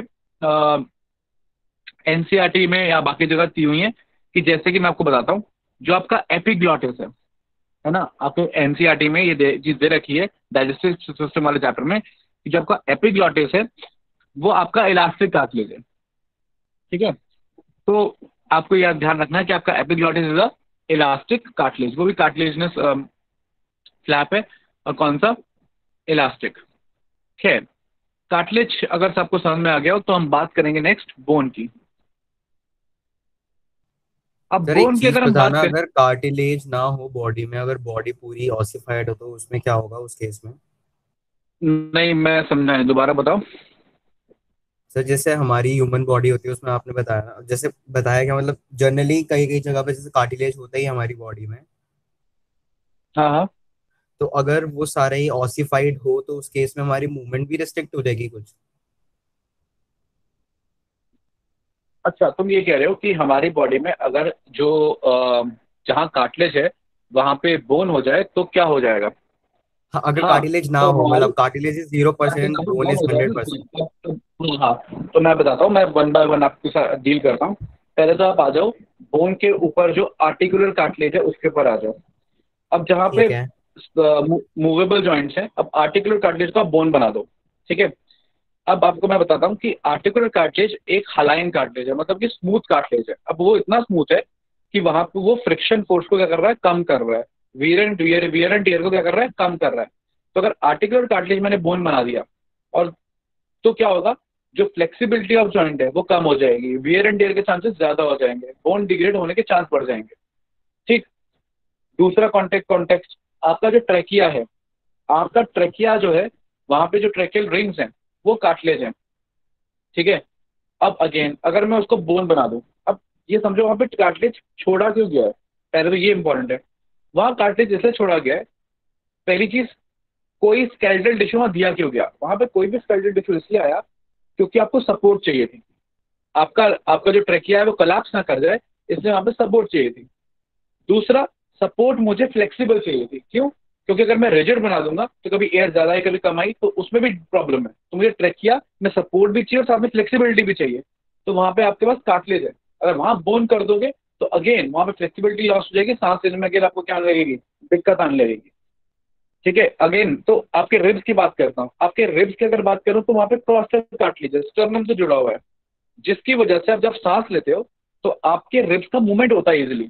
मतलब कि सेमी मूवेबल वो जॉइंट है, तो वो मूवेबल है लेकिन सेमी है। तो आप देख रहे हो कि मूवमेंट की थोड़ी सी फ्लेक्सिबिलिटी देने के लिए, ताकि आप इजिली सांस ले सको, तो वहां पे कार्टिलेज है। अगर वहां आगे बोन होता तो आप अपने ये जो रिब्स की मूवमेंट करते हो सांस लेते हुए छोड़ते हो, वो मूवमेंट फैसिलिटेट नहीं हो पाती। आ रही है बात समझ में? Yes sir. ठीक, चलिए तो आगे बढ़ते हैं। अच्छा, अब एक और आपने पूछ लिया, मैं और एक आध बता देता हूँ। अगर मैं अगेन कान की बात करूं तो खैर आपके तो मूव नहीं करते कान, लेकिन अगर हम डॉग्स की बात करें, एलिफेंट्स की बात करें, ठीक है, और अगर वहां पे बोन आ जाती तो आपके कान को मूवमेंट में क्या होती, बहुत ही ज्यादा दिक्कत होती। तो फ्लेक्सिबिलिटी से इजिली वो मूव करते रहते हैं डॉग्स में और बाकियों में, क्योंकि वहां पे वो सपोर्टेड बाय कार्टिलेज है, फोल्ड हो जाते हैं। ठीक है, तो वहां भी कार्टिलेज क्या है, एक एडवांटेजनेस है। समझ गए ना? तो सर हमारे वाले ऐसा ईयर में बोल, जो कार्टिलेज है उसका एज सच कोई यूज नहीं है क्या? देखो वही मैं कह रहा हूँ कि हम ह्यूमंस ना अभी कुछ ही देर पहले तो इवॉल्व हुए हैं, ठीक है ना। अभी 1 लाख साल ही हुए हैं हमको इवॉल्व हुए, या थोड़ा ज्यादा पुराना जाए तो कितना है, मतलब कि जब 10 से 12, ये 10-12 में नहीं, अगर प्रॉपरली बात करें तो यही कुछ 10-12 मिलियन ईयर्स अगो ही हम इवॉल्व हुए हैं। तो ये जो चीजें हैं ना, ये टाइम के साथ जाती हैं। अब हो सकता है कि आने वाले 20-30 मिलियन ईयर्स बाद, क्योंकि कान का कोई मूवमेंट का कोई रोल रह नहीं गया, तो हो सकता है कि ये जो मसल्स भी प्रेजेंट है कान के ऊपर की तरफ, जो पहले फंक्शनल होते हैं, नॉन फंक्शनल हो सकता है वो भी लॉस्ट हो जाए। तो ये तो वेस्टिजियल वाला हिस्सा हिसाब किताब है, समझ रहे हो? तो वो तो इवोल्यूशन में स्लोली ग्रेजुअली जाएगा। तो हम इवॉल्व इस तरीके से हुए हैं। Okay sir. चलिए आगे बात करते हैं। तो अगला जो कॉन्सेप्ट हमको समझना है वो वो रिगार्डिंग बोन्स है। ठीक है, तो हम अगला बोन्स की बात कर रहे हैं, जो आपको भी स्क्रीन पर नजर आ रहा होगा। वो बोन का डायग्राम है, और मैं वन बाय वन अगर डायग्राम को देखूं तो ये डायग्राम एनसीईआरटी में नहीं दी, सिर्फ बोन को समझाने के लिए मैं आपको बता रहा हूँ, तो आपको थोड़ा आइडिया होना चाहिए। अब बोन का ये डायग्राम कैसा है कि मैंने बोन को बीच में से काट दिया गया है। कैसे? लेटरल सेक्शन में, ट्रांसवर्स में नहीं काटा, लेटरल में काटा है। ट्रांसवर्स का डायग्राम हम नेक्स्ट देखेंगे। तो अब बोन में आप देख सकते हैं कि ये जो पूरा हार्ड पार्ट है, ये पूरा का पूरा हार्ड पार्ट, ये बोनी पार्ट है। और ऊपर की तरफ जो बोन है उसे हमने स्पॉन्जी बोन बोल दिया हुआ है। ठीक है, और यहाँ पर आप एक लाइन भी देख रहे हो, इसको बोल रहे हैं एपिफाइसियल लाइन। अच्छा, ये एपिफाइसियल लाइन का बड़ा इंपॉर्टेंस है, इस पे लास्ट टू लास्ट ईयर एक क्वेश्चन भी हल्का सा आ गया था। ठीक है, मैं आपको बताता हूँ। ये जो एपिफाइसियल लाइन है ना, ये लाइन इसलिए नजर आ रही है क्योंकि ये एक एडल्ट की बोन है। अगर यही बोन हम एक किसी छोटे बच्चे की देखें जो अभी भी ग्रो कर रहा है, उसमें ये एपिफाइसियल लाइन ना होके एपिफाइसियल प्लेट कहलाती है। अब एपिफाइसियल प्लेट होती है कार्टिलेजिनस। ठीक है, अब ये जब तक कार्टिलेजिनस प्लेट रहती है, मान लीजिए ये प्लेट, मैं एक एग्जांपल ले रहा हूँ, मान लीजिए ये प्लेट है, लेट्स से थिक है, बहुत थिक है, 2 सेंटीमीटर या लेट्स से 4 सेंटीमीटर थिक है। ठीक है, अब 4 सेंटीमीटर थिक मान लीजिए कार्टिलेजिनस प्लेट है किसी बच्चे की बोन के अंदर। ठीक है, जिसे हम एपिफाइसियल प्लेट बोल रहे हैं। ये मान लीजिए क्या होता है कि 2 सेंटीमीटर लेट्स से 2 सेंटीमीटर ये कार्टिलेज से बोन बन गई। ठीक है, तो हुआ क्या कि 4 सेंटीमीटर का एपिफाइसियल प्लेट था। ठीक है, अब उसमें से 2 सेंटीमीटर क्या बन गया, बोनी बन गया। ठीक, और फिर जो बचा हुआ 2 सेंटीमीटर कार्टिलेज बचा, वो बचा हुआ जो कार्टिलेज है 2 सेंटीमीटर का, वो उसने वापस से रीजनरेट करके जो 2 सेंटीमीटर बोन बना था और 2 सेंटीमीटर कार्टिलेज बना लिया। तो कहने का मतलब यह है कि 4 में से 2 बना बोन, और 2 से और 2 आ गया, मतलब कि 2 एक्स्ट्रा आ गया, और 4 का जो कार्टिलेज में स्प्लिट था वो रहा क्या, कांस्टेंट। तो इन टोटल बोन में वो 2 सेंटीमीटर की जो लेंथ है वो ऐड हो गई। और ये एपिफाइसियल लाइन आपको दोनों तरफ मिलेगी, एक मिलेगी ऊपर की तरफ, एक मिलेगी ऑफकोर्स बोन के नीचे की तरफ। तो एपिफेजल प्लेट्स ग्रोइंग बच्चों के अंदर दोनों तरफ होगी, ऊपर की तरफ भी नीचे की तरफ भी। कार्टिलेजनस होगी, इसमें ये थोड़ा सा पार्ट बोनी बनेगा, और फिर बचा जो पार्ट कार्टिलेजनस बचा वो वापस से जो बोन बना उतना ही रीजनरेट कर लेगा, और इससे 2 सेंटीमीटर ग्रोथ मान लीजिए ऊपर की तरफ होगी, और वही 2 सेंटीमीटर ग्रोथ तो होगी नीचे की तरफ होगी। इसलिए बोलते हैं कि बोन की ग्रोथ कैसी होती है, बाई डायरेक्शनल होती है।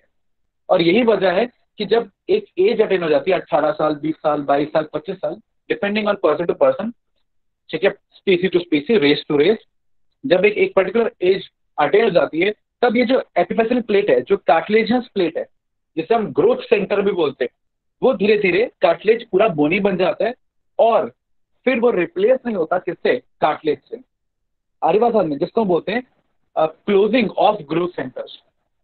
तो जब तक ये ग्रोथ सेंटर्स हैं तब तक ग्रोथ रहेगी, और जब एपिफेसियल प्लेट से एपिफेसियल लाइन बन जाएगी, जैसे डायग्राम में दिख रहा है, ग्रोथ खत्म हो जाएगी, और एपिफेसियल लाइन का बनना हम बोलते हैं closing of the growth centres. ठीक है, अच्छा, अब इसी का जो कॉन्टेक्स्ट है, ये आपके इस चैप्टर में नहीं दिया हुआ, एक क्वेश्चन आया था, ये कॉन्टेक्स्ट दे रखा है थोड़ा सा क्लास 12 के टॉपिक के अंदर। क्लास 12 में कहाँ दे रखा है, क्लास 12 के अगर आप एनसीईआरटी देखोगे और उसके अंदर वहां जाओगे, ह्यूमन हेल्थ डिजीज में जाएंगे, और ह्यूमन हेल्थ डिजीज में जब आप जाएंगे तो उसमें जब आप ये कैनाबिनॉइड्स और ये सब पे जाओगे, टॉपिक्स पे जाओगे, तो वहां पर एक चीज रखी है कि side effects of anabolic steroids, एक टॉपिक है छोटा सा, side effects of anabolic steroids, एक पैराग्राफ में दे रखा है। वहां पे एक लाइन दे रखी है कि एनाबॉलिक स्टेरॉइड्स का एक साइड इफेक्ट क्या होता है कि वो कॉज करते हैं premature closure of growth centres. तो वो जो एनसीईआरटी की लाइन है क्लास 12 की ह्यूमन हेल्थ डिजीज के चैप्टर से, तो वो स्टूडेंट मुझसे कई बार पूछते हैं कि सर ये क्लोजर ऑफ ग्रोथ सेंटर क्या है, तो मैं आपको बता देता हूँ, वही मैं आपको बता रहा हूँ कि ग्रोथ सेंटर कुछ नहीं बल्कि आपके बोन में प्रेजेंट, छोटे बच्चों में प्रेजेंट कार्टिलेज की प्लेट है, ठीक है, जो कि डेवलप करती रहती है, ग्रो करती रहती है, आपकी बोन बढ़ती रहती है, और एक टाइम आके वो हट जाती है, सिर्फ लाइन रह जाती है, जिसको हम क्लोजर ऑफ ग्रोथ सेंटर बोलते हैं। ठीक है, जो कॉज एक साइड इफेक्ट है किसका, जल्दी क्लोज हो जाएगा, मतलब हाइट जल्दी रुक जाएगी अगर आप कंज्यूम करेंगे एनाबॉलिक स्टेरॉइड्स। एनाबॉलिक स्टेरॉइड्स का मतलब वो हार्मोन जो स्टेरॉइड हार्मोन है, जैसे कि टेस्टोस्टेरोन और ये सब, और कैसे हो, एनाबॉलिक हो भाई। एक तो होते हैं कैटाबॉलिक, ठीक है, कैटाबॉलिक वो जो कि ब्रेक डाउन में हेल्प करते हैं, और एनाबॉलिक वो जो स्टोरेज वगैरह में डेवलपमेंट में हेल्प करते हैं। खैर, तो आगे बात करते हैं। बोन में एक और इम्पोर्टेंट चीज है अंदर की तरफ, बोन मैरो। अब बोन मैरो जो है ऑफकोर्स 2 तरीके का रहता है, एक रहता है रेड बोन मैरो और एक रहता है येलो बोन मैरो। अगेन अगर मैं बात करूं तो जब आप पैदा हुए या जब आप एम्ब्रियो थे तब आपकी पूरी बॉडी के अंदर रेड बोन मैरो था, ठीक है, पूरे में रेड बोन मैरो होता है। आप स्लोली ग्रेजुअली जैसे आप बड़े होते हो, रेड बोन मैरो अपनी डिवीजन की एबिलिटी को खोता रहता है। अब अगेन मुझे लिंक करना पड़ेगा आपको थोड़ा सा सेल चैप्टर से। अब लास्ट ईयर एक सेल साइकिल में क्वेश्चन आया था G0 फेज के ऊपर कि भाई G0 फेज में क्या होता है। तो G0 फेज में क्या होता है कि G0 फेज में जिसे हम क्वेश्चन फेज बोलते हैं, उस फेज में सेल्स जाकर सस्पेंड हो जाते हैं, किससे, सेल साइकिल से, मतलब उस फेज में सस्पेंडेड रहेंगे, जो कि एक टेम्पररी फेज हो सकता है या परमानेंट भी हो सकता है। ठीक है, होता टेम्पररी है, टेम्पररी की एज इतनी हो सकती है कि आपकी डेथ हो जाए, ठीक है, तो एक तरीके से परमानेंट हो गया, और उससे बाहर भी आया जा सकता है अगर इंपॉर्टेंट कंडीशंस हो तो। खैर, तो वही कॉन्सेप्ट है। तो आप समझिए, आपके बोन मैरो में ब्लड बनता है, और कौन सी बोन मैरो में, रेड बोन मैरो में। रेड बोन मैरो में ब्लड क्यों बनता है, रेड बोन मैरो में ब्लड इसलिए बनता है क्योंकि वहां पे स्पेशल सेल्स हैं नोन एज HSC, जिनको बोलते हैं हेमोपोएटिक स्टेम सेल्स। मतलब वो हेमोपोएटिक, पोएसिस मतलब फॉर्मेशन, हीमो मतलब ब्लड, तो ब्लड फॉर्मेशन वाले स्टेम सेल्स, मतलब वो सेल्स जो ब्लड के सारे सेल्स बना सकते हैं, RBC, WBC, प्लेटलेट्स, हर तरीके के सेल बना सकते हैं। इसलिए अगर हमारे ब्लड में कोई भी इश्यू होता है जो ठीक नहीं किया जा सकता, तो हम ब्लड हम बोन मैरो ट्रांसप्लांट के लिए जाते हैं कि भाई बोन मैरो चेंज कर दिया तो अब जो भी ब्लड सेल्स बनेंगे वो नॉर्मल बनेंगे। ठीक है, खैर तो कॉन्सेप्ट ये है कि हमारा जो बोन मैरो के अंदर सेल्स है HSCs, वो ब्लड वो सारे के सारे सेल्स को में डिफरेंशिएट होते हैं, डिवाइड करते हैं, डिफरेंशिएट होते हैं। अब क्या होता है ना कि मान लीजिए ये HSCs है, ये ये जो है ये रुक गए, ये G0 फेज में चले गए।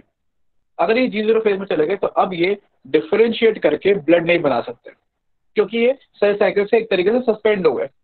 ठीक, तो अब वो जो HSCs हैं जो G0 फेज में है, जो रुके हुए हैं, वहां पर ब्लड फॉर्मेशन नहीं होता और फैटी टिश्यू डिपोजिशन शुरू हो जाता है, फैट्स वहां पे डिपॉजिट हो जाते हैं।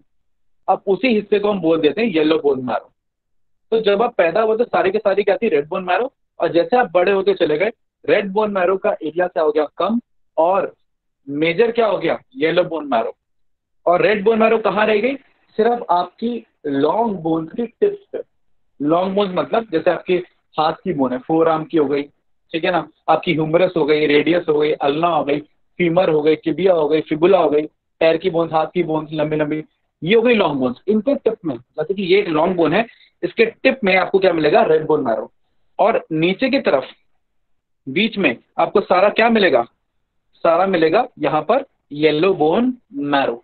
और येलो बोन मैरो कुछ नहीं बल्कि वो मैरो है जहाँ फैटी टिश्यू डिपोजिशन है और जहाँ ब्लड नहीं बन रहा, क्योंकि HSC कैसे हैं, G0 फेस में गए हुए हैं। अब कभी कभार मान लीजिए बहुत इमरजेंसी पड़ी, बहुत जरूरत पड़ी ब्लड की, ठीक है ना, तो ऐसा हो सकता है कि ब्लड की डिमांड बहुत ज्यादा हो गई, तब येलो बोन मैरो के जो HSC G0 फेस में है वो G0 फेस से निकल के G1 face, sorry G0 face से निकल के वापस G1 फेस में और वापस से सेल साइकिल को क्या करने लगे, कंटिन्यू करने लगे।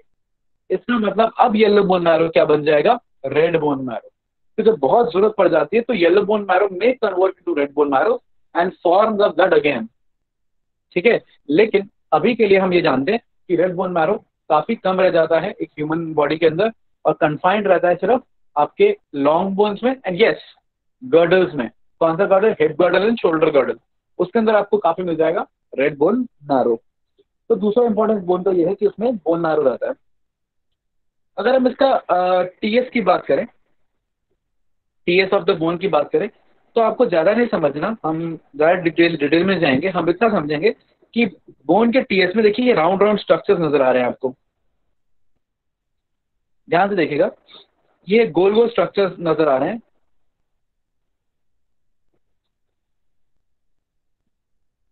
ये गोल गोल स्ट्रक्चर नजर आ रहे हैं।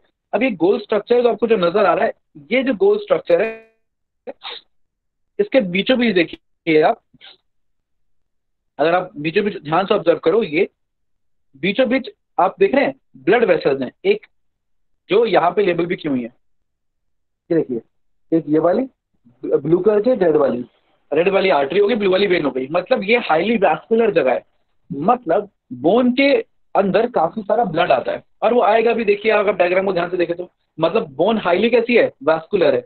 और ये भी डिफरेंस है बोन और कार्टिलेज में कि बोन वैस्कुलर होती है और कार्टिलेज ए वैस्कुलर होता है। अब देखिए ये ब्लड यहाँ पे हर जगह सप्लाई की जा रही है, अंदर तक जा रहा है, ठीक है ना। तो बोन इज हाईली वैस्कुलर और बीच में ब्लड सप्लाई, और वो बीचों बीच सेंटर में जो स्ट्रक्चर है जहाँ ब्लड सप्लाई है, जो मैं अभी आपको डायग्राम से दिखा रहा था, ये यहाँ पर, ये इस डायग्राम के अंदर जो बीचों बीच ब्लड की सप्लाई है, इसको हम हैवर्शियन कैनाल बोलते हैं।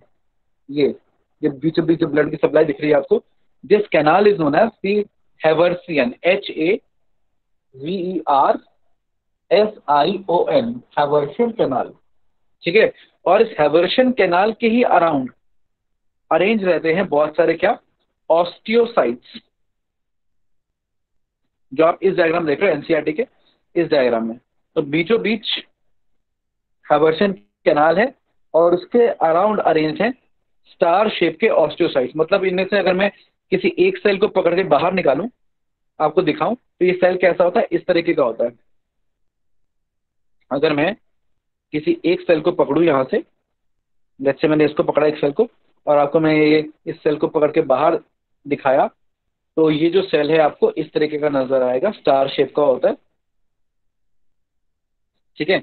बीच में न्यूक्लियस रहता है, ठीक है, and surrounded by of course the fluid filled structure. तो ये जो स्ट्रक्चर है, ये डायग्राम, ये स्ट्रक्चर है एक ऑस्टियोसाइट का, बोन के सेल का, स्टार शेप है।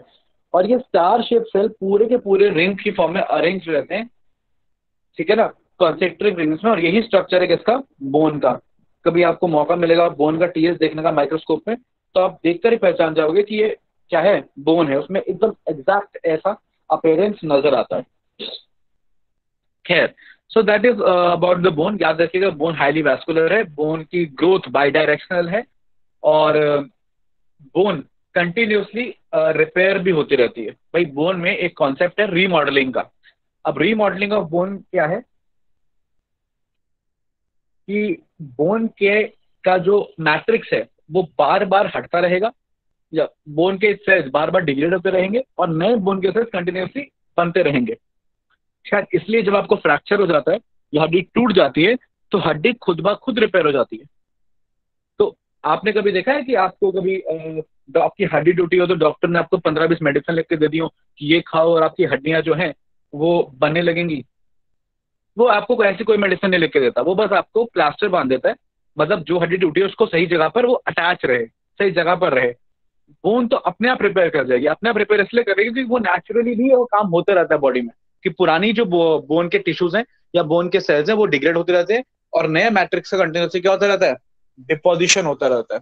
तो ये भी एक जिसे बोलते हैं रीमॉडलिंग ऑफ बोन। अच्छा, दो तीन कॉन्सेप्ट बोन के रिस्पेक्ट में भी जरूरी हैं जो लिंक्ड हैं आपके एंडोक्राइन सिस्टम से। मैं यहाँ पर दो हार्मोन्स के नाम लिख रहा हूँ, और आप मुझे बताएंगे उन हार्मोन्स के फंक्शंस, किसी को पता हो तो।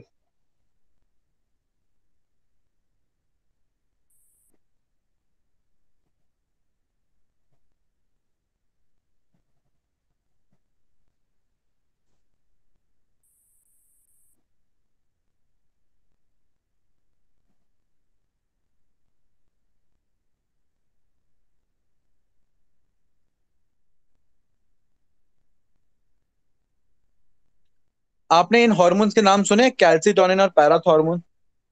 Yes sir. कौन मुझे बताएगा इन दोनों के अपने अपने फंक्शंस, रिस्पेक्टिव फंक्शंस? सर जो कैल्सिटोनिन होता है वो ब्लड में कैल्शियम का लेवल डिक्रीज करता है, और पैराथॉर्मोन उसका ब्लड में कैल्शियम का लेवल इंक्रीज करता है। अच्छा, कैसे करता है पैराथॉर्मोन ब्लड में कैल्शियम का level increase? Sir by reabsorption of calcium ion from food and bones में से। बोन्स में से, जैसे ऑस्टियोपोरोसिस भी हो जाता है सर। हाँ जी, हाँ हाँ, तो एकदम सही बात कर रहे हैं आप कि जो पैराथॉर्मोन, जो कैल्सिटोनिन है, उसका काम है कि बोन में कैल्शियम को डिपॉजिट करना। जब आपके ब्लड में कैल्शियम ज्यादा हो जाएगा, condition known as hypercalcaemia, that is hyper ज्यादा कैल्शियम इन द ब्लड, तो कैल्शियम का डिपोजिशन बोन में किया जाएगा, ठीक है। और जब आपके ब्लड के कैल्शियम का लेवल कम हो जाएगा, हाइपोग्लाइसीमिया हो जाएगा, तो फिर कैल्शियम को बढ़ाया जाएगा ब्लड में बाय हेल्प ऑफ पैराथॉर्मोन। अब ब्लड में कैल्शियम लेवल बढ़ाना जरूरी है, और इसको 3 तरीके से बढ़ाया जाता है, जिसमें से पहला तरीका, सबसे जो कॉमन तरीका है वो ये है कि कैल्शियम जो है, जो भी आपने डाइटरी कैल्शियम है उसको आप एब्जॉर्ब कर लीजिए, ठीक है ना। आप खाने में कैल्शियम खाते हो तो वो जो कैल्शियम आप खा रहे हो उसको एब्जॉर्ब कर लीजिए, सबसे आसान तरीका ये है। और जिसके लिए रिस्पॉन्सिबल है, आपको बताया कि कैल्शियम एब्जॉर्प्शन के लिए कौन कौन रिस्पॉन्सिबल होता है?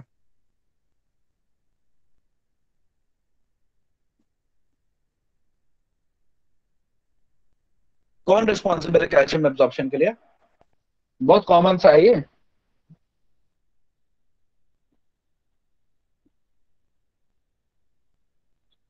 आवाज आ रही है मेरी? सवाल सुना आप लोगों ने?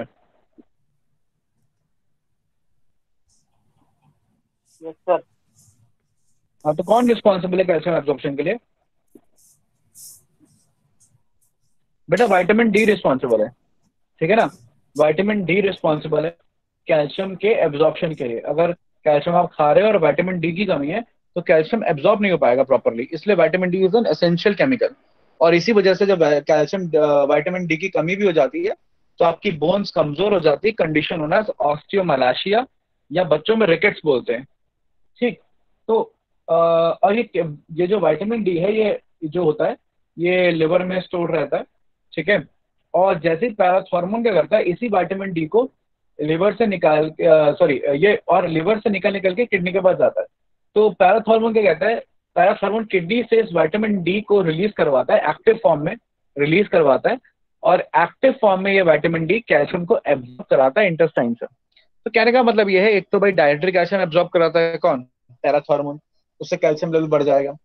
दूसरा, यूरिन में अगर कैल्शियम जा रहा है, ठीक है, फिल्ट्रेट में, उस फिल्ट्रेट से कैल्शियम को अगेन क्या कराएगा, रीअब्सॉर्ब। तो हो गया, एक तो हो गया एब्जॉर्ब फ्रॉम इंटेस्टाइन, दूसरा हो गया रीअब्सॉर्ब। और स्पेशली इसमें कौन काम करेगा, डीसीटी, जहाँ पे कंडीशनल रीअब्सॉर्प्शन होती है, जरूरत है तो एब्जॉर्ब कर लो, तो वहां से रीअब्सॉर्ब कराएगा।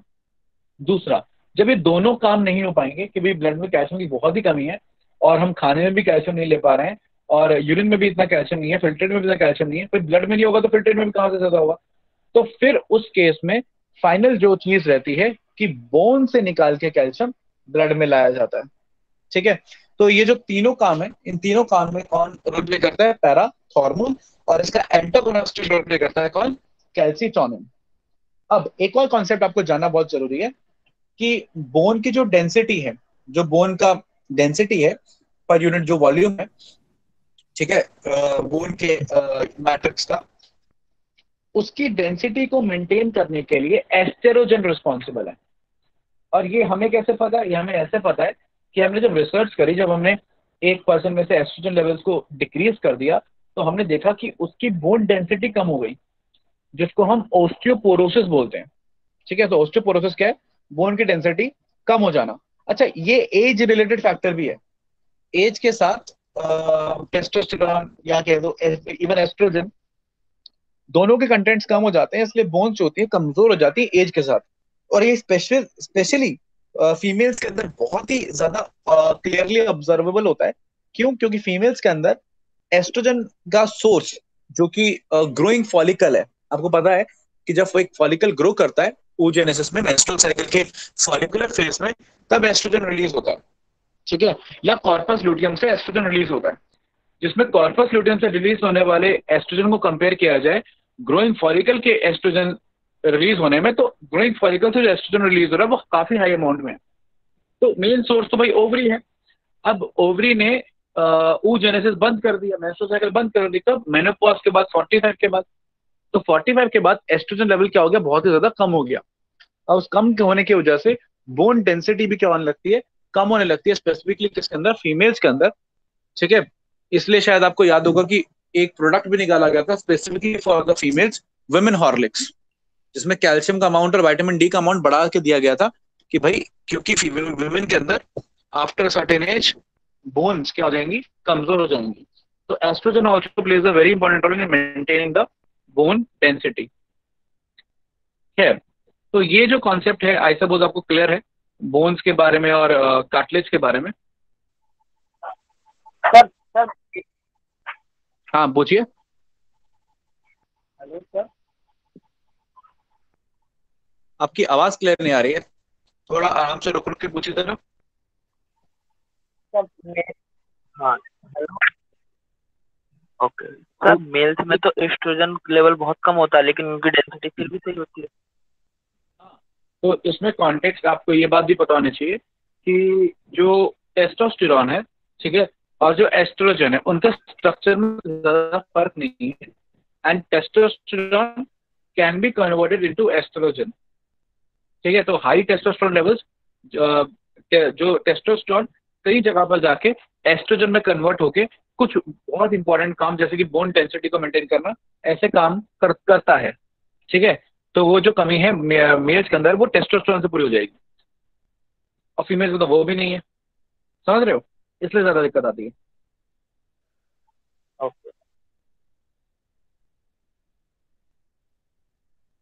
तो आज तो मैं आपको टॉपिक्स के केस में अगला जो मुझे मसल्स बात करनी है, लेकिन हमारे पास इतना टाइम नहीं कि हम मसल्स पूरा कवर कर पाए, तो हम इस टॉपिक को अभी फिलहाल यहीं पर रोक रहे हैं। और आज के लिए मैं आपको यही टॉपिक तक पढ़ाऊंगा। अब किसी को कोई स्पेसिफिक डाउट है तो वो मुझसे पूछ सकता है। आज की क्लास में कोई भी स्पेसिफिक किसी को डाउट है तो यू कैन आस्क मी। आपको मैं 5 मिनट दे रहा हूँ, कुछ भी रिवाइज करके अपना कोई भी डाउट पूछना है तो पूछ लीजिए।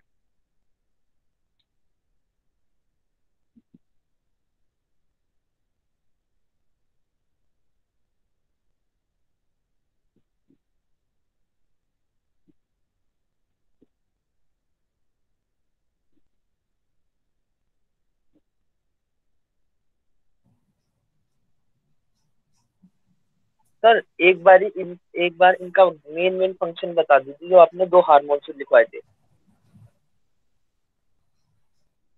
आपने। कैल्सिटोनिन और पैराथॉर्मोन। Sir yes sir. हाँ देखो, फंक्शन का पूरा ही सुन लो। कैल्सिटोनिन पहले तो रिलीज होता है, कहाँ से रिलीज होता है?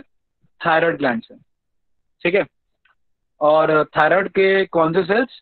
हम बोलते हैं parafollicular cells of thyroid gland, पहले तो यहाँ से रिलीज होता है। फंक्शन क्या करता है कैल्सिटोनिन? इसका फंक्शन है कि ब्लड में जो कैल्शियम है उसको बोन में डिपॉजिट करना, तो deposition of calcium from blood to bone, ठीक है। तो ये एक फंक्शन है कैल्सिटोनिन का, जिसको हम थायरोकैल्सिटोनिन भी बोलते हैं क्योंकि ये थायराइड ग्लैंड से आ रहा है। अब थायराइड ग्लैंड के ठीक पीछे टेट्रालोक्यूलर 4 जगह पे लोकेटेड पैराथायराइड ग्लैंड है। उस पैराथायराइड ग्लैंड में जो मेन हार्मोन रिलीज होता है that is parathormone. Parathyroid gland से है पैराथॉर्मोन। अब ये पैराथॉर्मोन का अपोजिट एक्शन है जो कैल्सिटोनिन का है। कैल्सिटोनिन अगर कैल्शियम को डिपॉजिट कर रहा था बोन में, तो पैराथॉर्मोन बोन से कैल्शियम को ब्लड में लेके आएगा, ठीक है। लेकिन इसके अलावा और भी तरीके हैं ब्लड में कैल्शियम लाने के जो पैराथॉर्मोन करता है। एक, ये हम जो कैल्शियम खा रहे हैं उसको भी एब्जॉर्ब करा के लेके आएगा कहाँ पे? ब्लड में। कभी एब्जॉर्ब होकर भी कैल्शियम कहाँ जाएगा? ब्लड में जाता है, एब्जॉर्प्शन ब्लड में होती है। तो एक तो ये इस तरीके से ब्लड में बढ़ जाएगा। दूसरा, यूरिन में या फिल्ट्रेट में जो पास हो रहा है, ठीक है ना, पेरिट्यूबुलर कैपिलरी से कैल्शियम जा रहा है, सॉरी हाँ, जो नेफ्रॉन में कैल्शियम जा रहा है डीसीडी तक पहुंचा, डीसीडी से उससे ब्लड में ले आए, पेरिट्यूबुलर कैपिलरीज में ले आए, तो वापस ब्लड में कैल्शियम आ गया। तो एक तो रीएब्जॉर्ब करके नेफ्रॉन्स में, एक एब्जॉर्ब करके इंटेस्टाइन में, और एक ऑफकोर्स बोन से कैल्शियम को ब्लड में लाया जाता है बाय हेल्प ऑफ पैराथॉर्मोन, ठीक। Okay sir.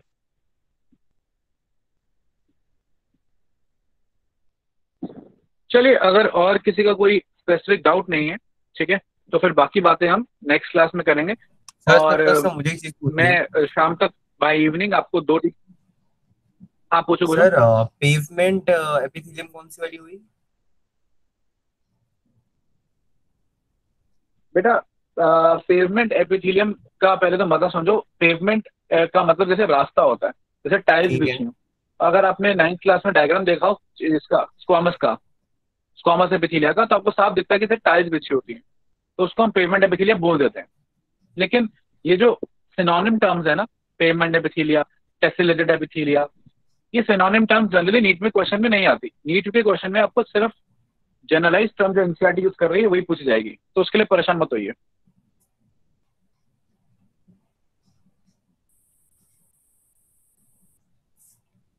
कोई और doubt?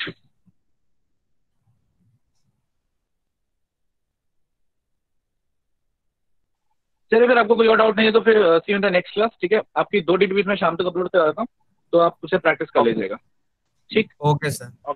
Thank you very much. Thank you sir. Thank you.